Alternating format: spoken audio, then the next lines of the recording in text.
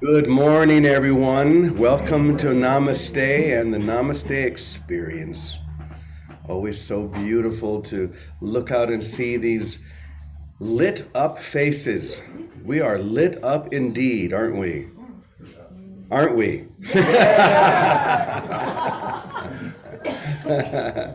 we need to proclaim this. We need to share and extend this. Trying to retain that light or retain anything at all, holding on to it without giving, that's where it falls apart. But if we're always giving, if we're always extending, then we become as God. We become as the divine, because that's all God does, is give, is extend. And that's what we're called to do. And that's what lights us on fire. How many of you have found that the more you're giving, the more on fire you are? Yeah. The more you're serving, the more energy you feel. But the more you hold on and try and hold it all together, you're probably feeling the opposite, aren't you? So give everything. That's a pretty simple teaching, isn't it? Give it all away. But what will happen if I give it all away? Well, will I be homeless? Will I have nothing? No, you'll have everything. That's the whole point. You'll be in that divine flow of everything, because that is what you are. Everything, everywhere, every moment. So we're going to talk about the joy that we're feeling through that giving, through that extension. And what many, if not all of us, have been feeling is that there's something that's erupting inside of us, something that's happening inside of us that is not of this world. Because this world, the split mind, the perceptual world is all about holding on. You got to save your money. You got to get ready for retirement. You got to do this. You got to do that. You have to protect. That's what it's all about, protecting. But now you've come to the point that you realize anything that is real needs no protection. Anything that is real has no need to be protected. And love is real. Only love is real. And the joy that we begin to feel welling up inside of us, the more we give that away. And then what happens, and I'm sure a lot of you have been feeling this, the need to hold our sequential thoughts together begins to dissolve. How many of you have been starting to feel like your brain is a sieve? And sign of enlightenment. Just saying. That's a big sign of enlightenment. Holding it together. That's the ego's need to try and prove all of this. But when we open and we just are in that flow, the need to hold it together begins to dissolve, and everything else begins to dissolve with it. So this morning, I'm going to begin by sharing a little something, and then we're going to turn it over to Victoria. So let me go ahead and put this up on screen. Actually, I forgot to do our morning affirmation, so let's do that first. Oops. 1 second. Put this up full screen. Okay, you guys ready for our morning affirmation? Here we go. I am as God created me. If I remain as God created me, fear has no meaning.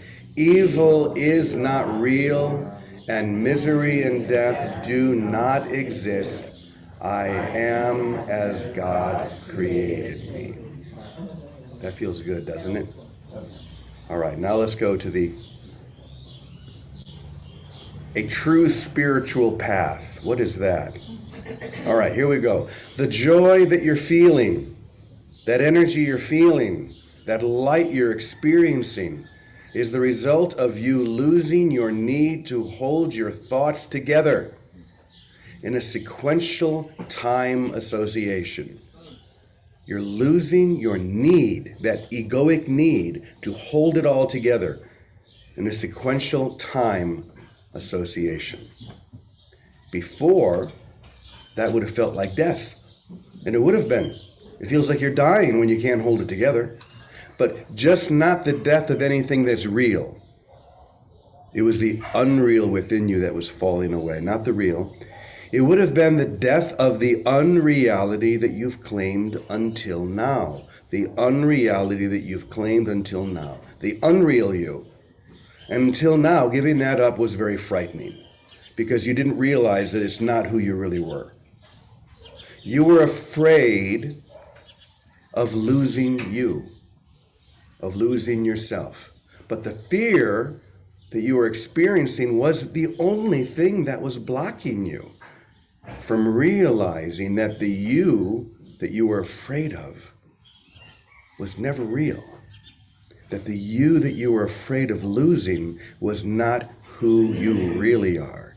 And it's only when you just dive into that fear and just let it come up, and then you realize nothing was lost. In fact, suddenly everything is gained. That's when you begin to realize. That's when the experience begins to take over.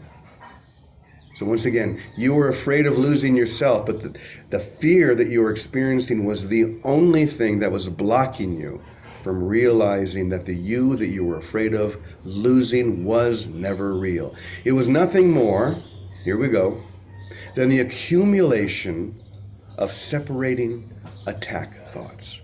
That's pretty depressing. The you that you thought you were is nothing more than the accumulation of separating attack thoughts. Wow. Is that true? Do you think that's real? That the you that you thought you were, that you were trying to hold together, was an accumulation of ideas and thoughts and concepts that was attacking you. I see Amber shaking her head. Yes. And that's what you know, that's what you experience when you give, when you only give, when you give everything, all of those separating attack thoughts, the way that you've held yourself together until now, the need for that disappears. And then there's the space. Remember, we started saying that suddenly there's space between your thoughts. And you can't hold it together. The holding it together was the problem. Don't hold it together. Let it out. Let it flow. Let your mind just dissolve. Okay. You can see how insane that is when you look at it directly. The idea that everything is nothing more than an accumulation of separating attack thoughts.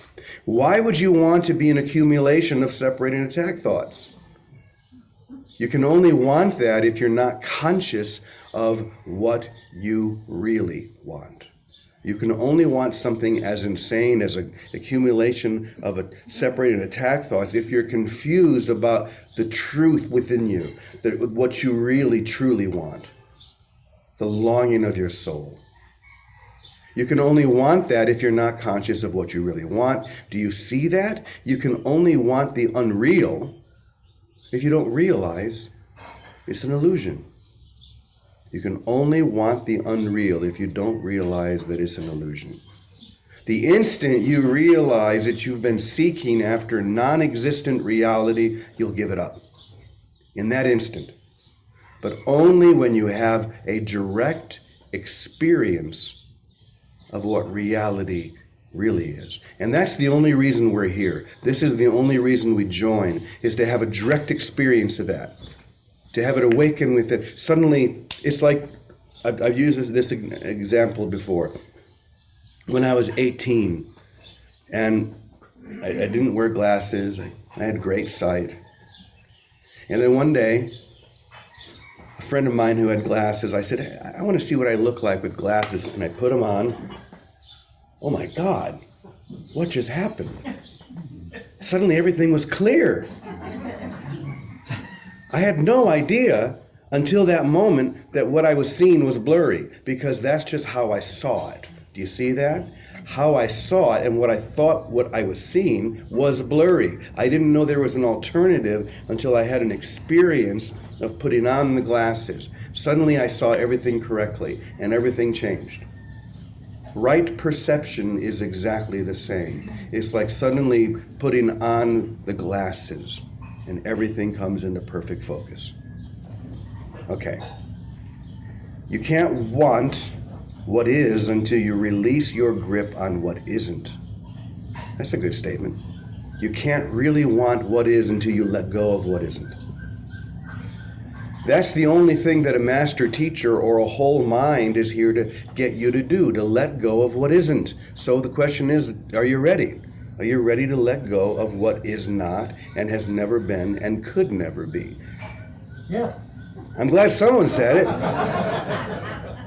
Because otherwise, oh no, I'm not quite there yet. Well, what will it take to get you there? What it will take will be a direct experience. Because the instant you have that direct experience, the game's over, fold up the table, put the cards away, you're going home now. All right, a bit more. People have been led to believe that the most popular spiritual path is the right one to follow. I love this. What I'm telling you is very different. I'm telling you that if a spiritual path is popular, it's the wrong path for you to take. That's funny, isn't it? We usually want to follow the crowd. Oh, what are people into today? What are people reading? What teachers are they listening to? And it becomes very popular. And that's because it's feeding something within us that doesn't want to let go. Because letting go, which is what a true spiritual path is going to be getting you to do, that is very frightening. Letting go of everything that we realize suddenly is not, and then claiming what is true. That's very frightening. Only for an instant, though. Because the instant you do it and you let go of what is not and could never be, all you're really doing is throwing yourself into that river of love, which then effortlessly pulls you into that infinite ocean.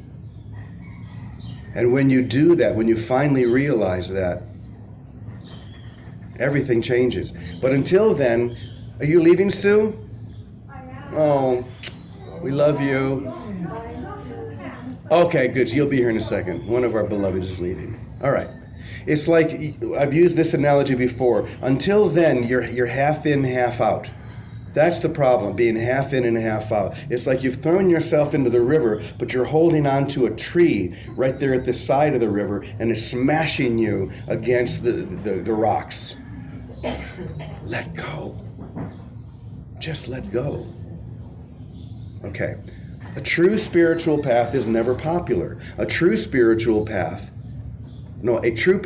is and will always be unpopular to the masses because it requires so much of you. In fact, it requires everything. It requires that you give all of yourself, while the popular path asks that you give most of yourself. Ooh, that's good. The popular spiritual path asks that you give most of yourself. A true spiritual path is all in. That's what we're about here, being all in. Now, are there moments when you find yourself holding back? Yes, of course. But you become more and more consistent. The more we join together, the more we do this together, the more consistent you become at being all in.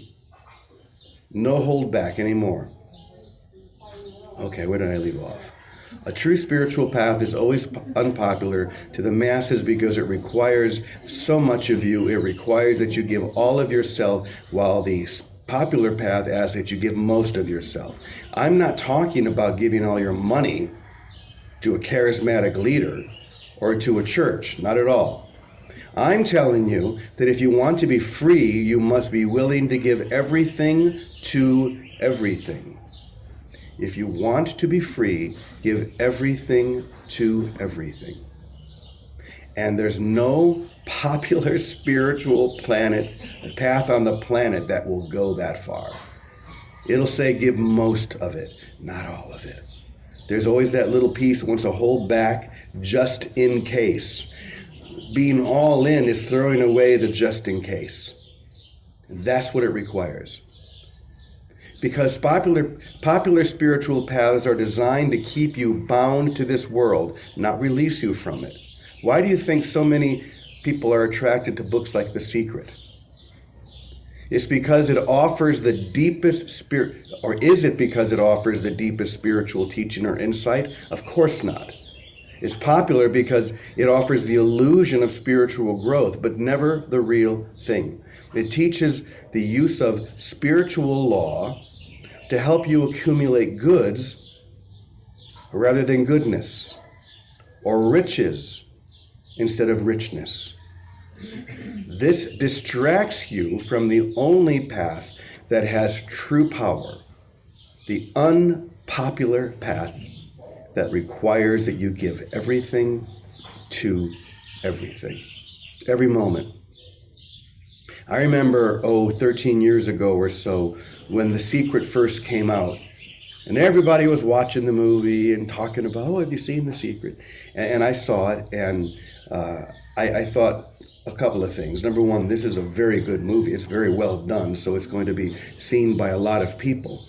But my second thought was, oh no. Because The Secret, as we just heard here, was all about how do I use spiritual laws to get. A true spiritual path is not about using spiritual laws to get, but to give everything. And that is the law of abundance of the soul, not the ego. The law of attraction from the ego's perspective is about getting. Its mantra is, I want. What's the mantra of the soul? Anybody know? I am. Not I want, but I am. I'm all of it. It's right now, in this moment. And I'm going to surrender everything. I'm going to give everything. There's no holding back anymore. That's all I've ever done is held back that littlest bit. And in doing so, I never really go anywhere. It's like I'm running in place. Or it's like the dog that is tied to a post. It runs in a big circle extremely fast. And because it's running fast, it thinks it's going somewhere. But is it? Nope. It doesn't go anywhere. It just goes in a circle. And that's what we do until we give everything to everything.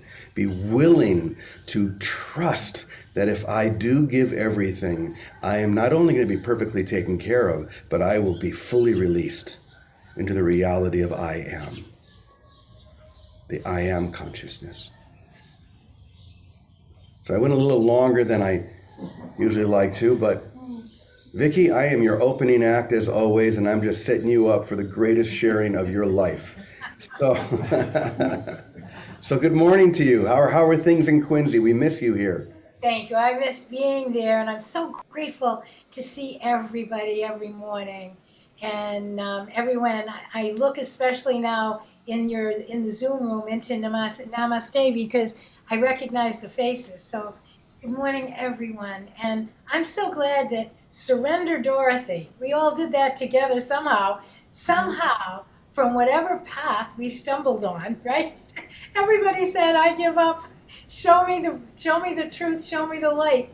And the real thing is just to be consistent and stay there. You know, it's every tradition that teaches surrender. Every tradition. And it's like Father James said, it teaches it usually to a certain level, and it leaves us feeling safe and cared for still in this world. And the truth is, that's okay, because any step that looks to spirit is a helpful step.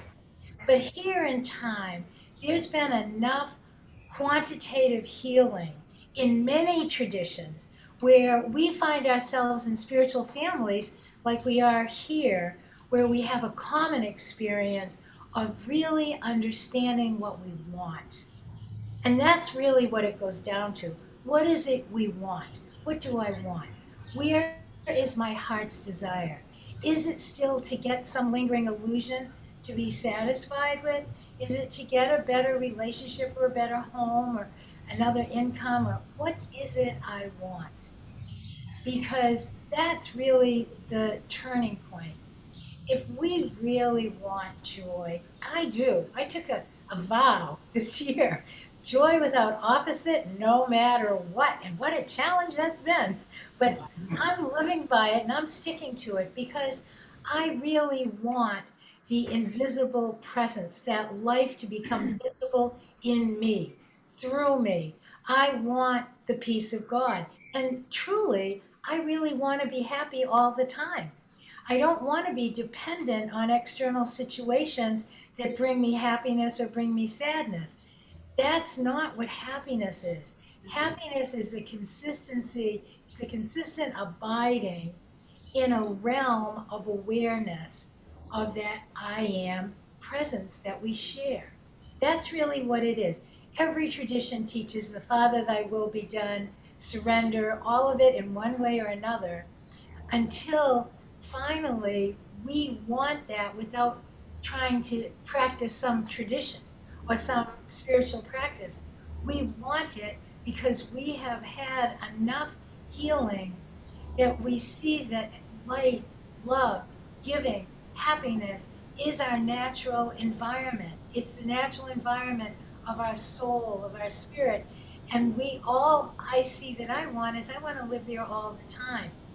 And what that means is I look about me not to get anything, but how can I give? Because I know the nature of this inner presence is a giving to me. It gives me comfort. It gives me warmth.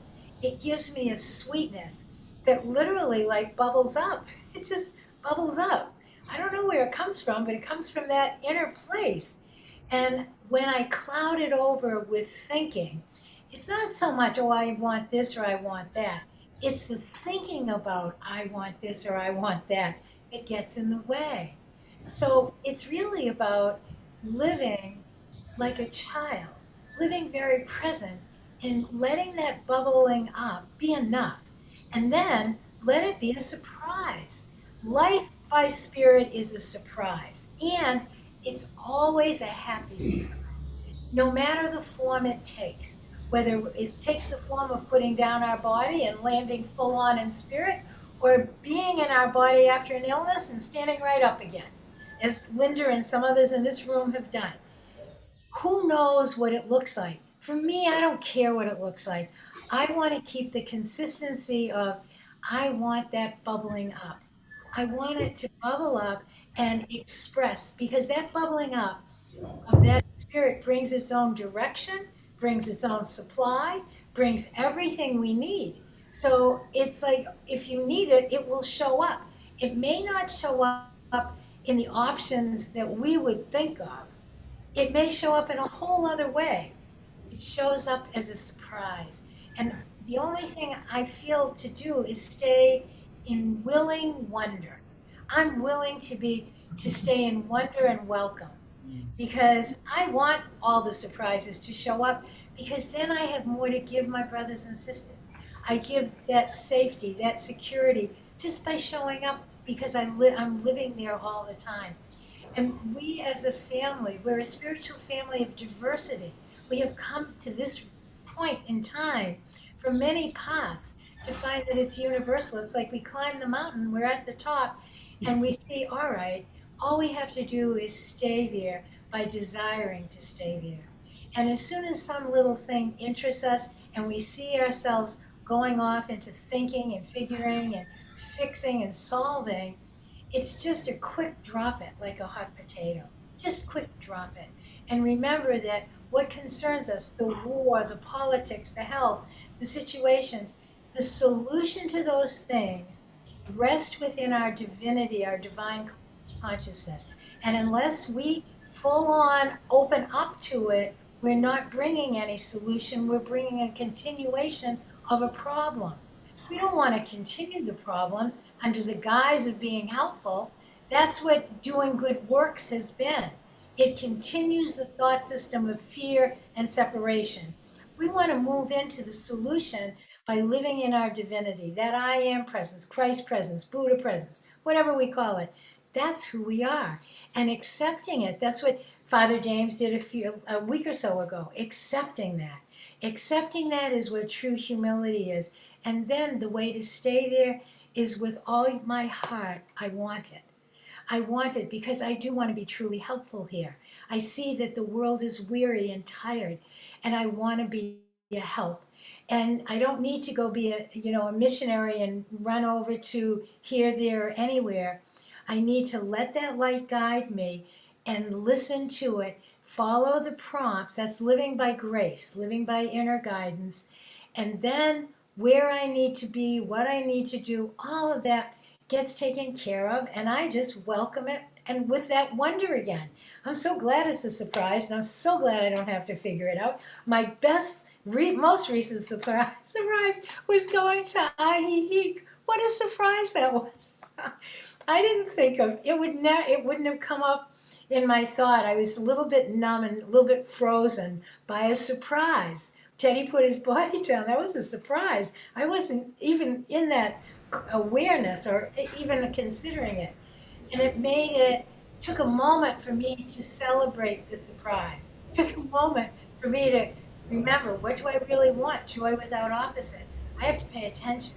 And in listening, I knew, all right, this next step, get on a plane and go to Mexico.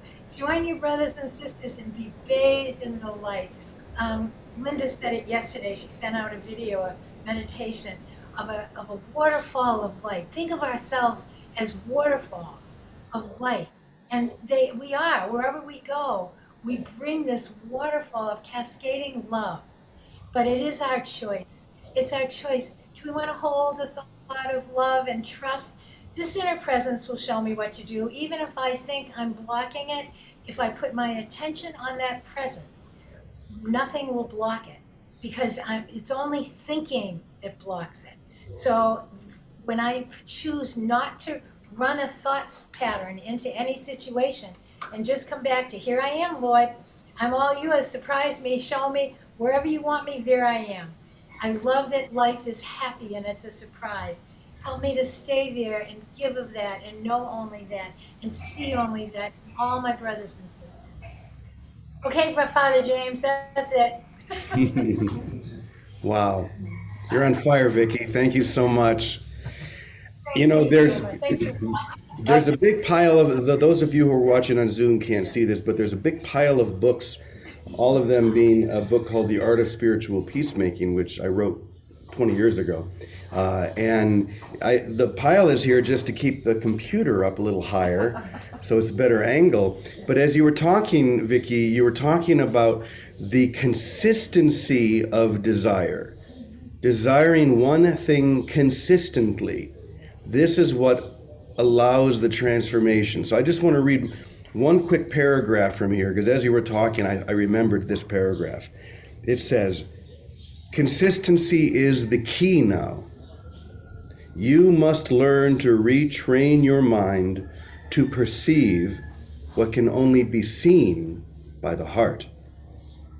The beloved is all around you, this and every moment, but you have learned to be consistent in not perceiving this reality. It takes practice shifting this awareness, and it is this more than anything else that you need. I have said this over and over, but for good reason. I know how stubborn your mind is and how difficult it is for you to shift your vision of the whole world. But it is simple. Let it be that way, and you will move deeper into this light. Look around yourself right now. Do that. Look around yourself right now and see who is there. Look and see who is there. The Holy One is shining upon you this and every moment. If only you would choose this for yourself.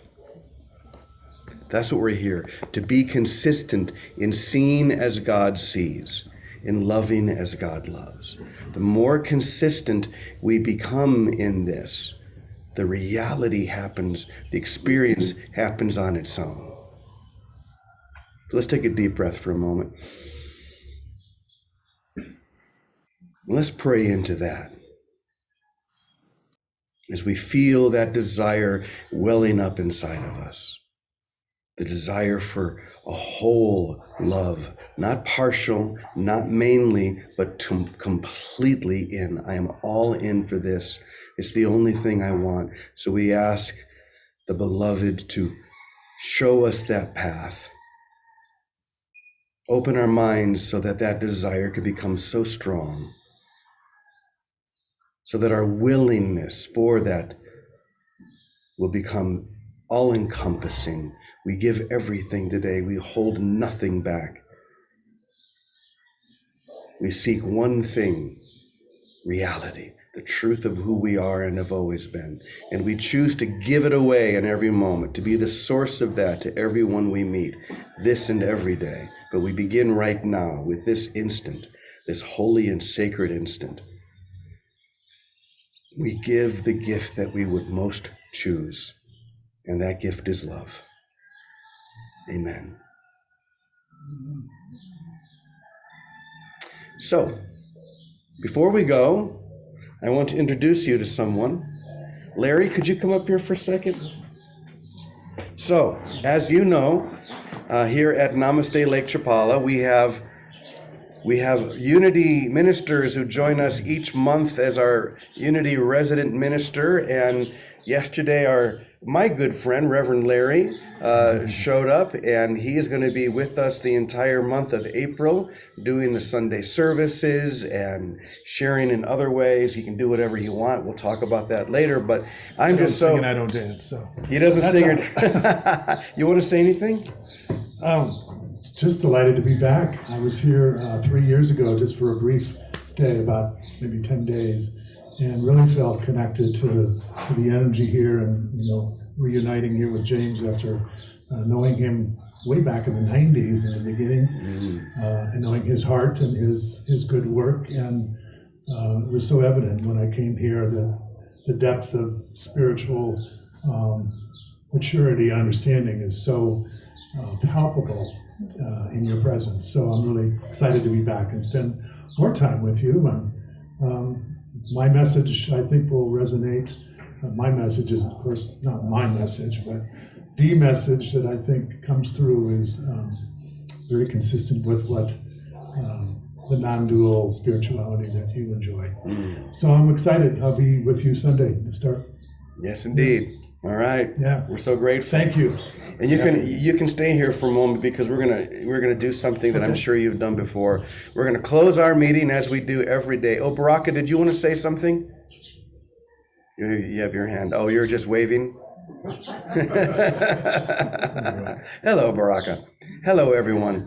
So we're gonna go ahead and we're gonna close as we do every day with the prayer of protection. So let me put this up on the screen, and if you want, you can stand.